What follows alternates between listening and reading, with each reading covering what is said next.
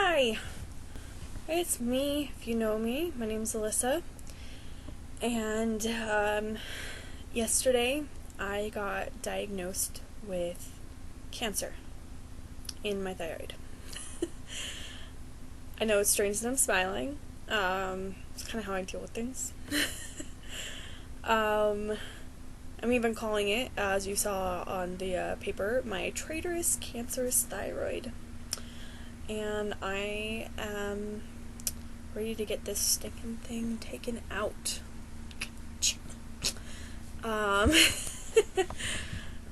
So I went in for a regular, sort of regular, it'd been a couple years, but sort of regular appointment to have the nodules that I knew were on my thyroid checked. And this was approximately 3 weeks ago. And instead of them coming back as looking okay, two of them, even looking at the ultrasound as a medical assistant, I knew that they had a lot of the characteristics of possible cancerous growth. And I'm not the doctor, so obviously when he was suspicious of them, I was, I believed him. And so I had the appointment in the morning, and they couldn't quite fit me in right then to do the biopsy, but I ended up going back that afternoon to do the biopsy. Ultrasound-guided needle biopsy, and they only numbed me with lidocaine gel on my neck, so I felt all 9 needles.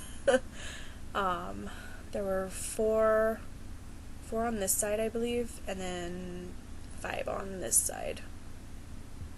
Maybe the opposite way, I don't know. But I had a bunch of needle marks right in here. So it kind of looked like a hickey for a couple of days until it faded away, or an ice pack for the entire day and for most of the next day.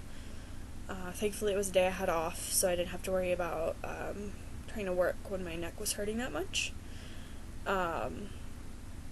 And so then I had a very nerve-wracking 3 weeks, during which I was just waiting for the results. But somehow during this period, I kind of had a feeling that it was going to come back and be cancerous.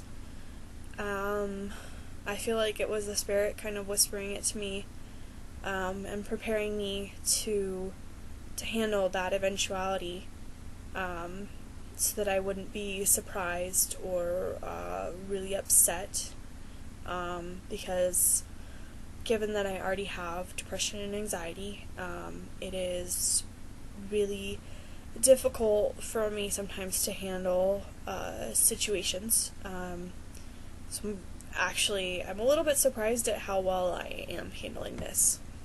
But I really feel like that is definitely Heavenly Father and the Spirit helping me to have the peace and the comfort that I need to be able to get through this. And so once I had the biopsy, the next day, I called my aunt and asked her to be at the appointment with me, because I am in Utah and I'm from Portland, where my parents still are. And so I didn't want to be alone for the appointment, because I knew that when you're getting those kinds of results, it's not a good idea to be alone in case you are emotional and can't take in all of the information that you're being given at the time. And so I had her come along, and she came and was very supportive and helpful, but I was expecting it. The doctor came in and he said, "I don't have good news." And I said, "Okay, tell me what it is and let's go on from there." And so the one on my right side is definitely cancerous. It's carcinoma, papillary carcinoma, something like that. and then the one on my left side is possibly cancerous. It's what he called the gray zone, where if we were more concerned about it, then we would do genetic testing to make sure, like, to see how high my possibility of it being cancerous was. But in this case, given the fact that I have cancer on this side, and there's possible cancer on this side, we're just gonna err on the side of caution and take the whole dang thing out. And I'm fine with that. I'm kind of mad at the darn thing anyway. How dare it grow cancer on me? It is just so rude. Sorry, I'm a very sarcastic person, so that's kind of how I deal with things, especially like medical problems and stuff like that. So I just, like, how dare it? How dare it grow cancer on me? It's not cool. So in exchange, I am taking it out. I am evicting it from the premises of my neck. Thankfully, I was able to arrange for the surgery to happen when my mom could come down and be here for it, because I've never had a surgery outside of a small tumor removal on my pinky finger without my mom there. And yes, I'm 28 years old, but I have cancer. Who doesn't want their mom when they have cancer? I can't think of anyone. So I'm excited to see my mom. I haven't seen her in over a year, since I moved down here. And so I'm excited to see her, and I'm ready just to take the thyroid out. And they're pretty confident that given the fact that we caught it really early, and that we are going to take some really definitive action, that taking the thyroid out should be enough to handle that, and I shouldn't have to take any further treatment, no radiation, no chemotherapy. I should be good at that point. So it's actually pretty good news comparatively to a lot of other cancers, and so I'm just feeling, I'm not super happy that it's happening, but I'm glad we caught it early. I'm glad that I have a support system around me to help me through this, and I'm just glad that we're gonna get it taken care of. And so trying to think of what else I want to say today. I'm gonna try and video blog throughout the process. We'll see how I'm feeling the day of the surgery.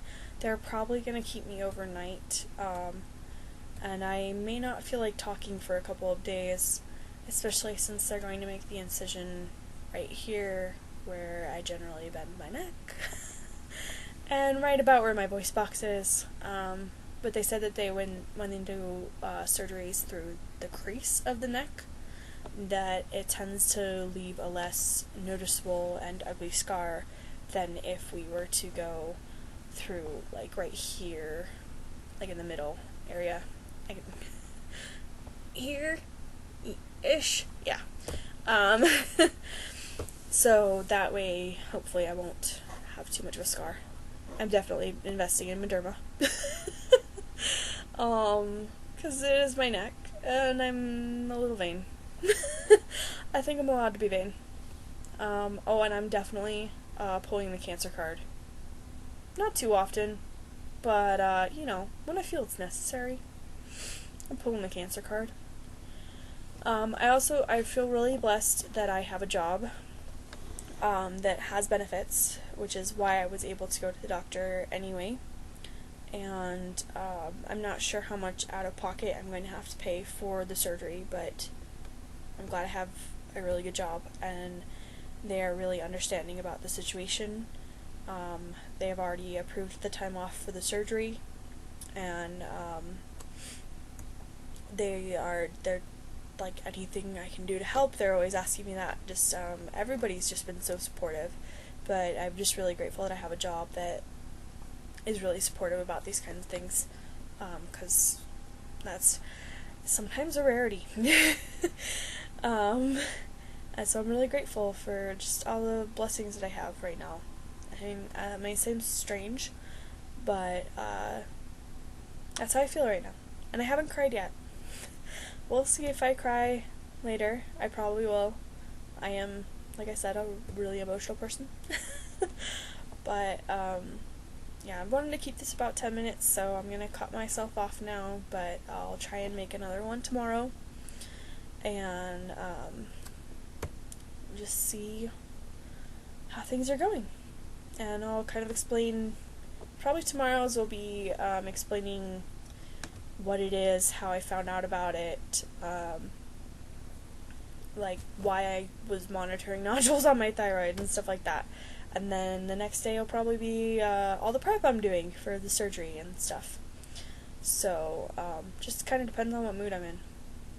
Also, I am making a cancer surgery playlist for the day of the surgery, and like driving to and in the room before going into surgery, possibly after surgery, and then maybe the drive home or home to my aunt's house where I'm going to be staying after.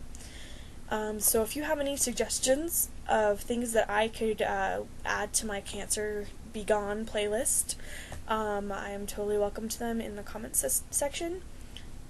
Anyway, I hope this answers some questions, and I think it's just good for me to talk about it. So, thanks for listening.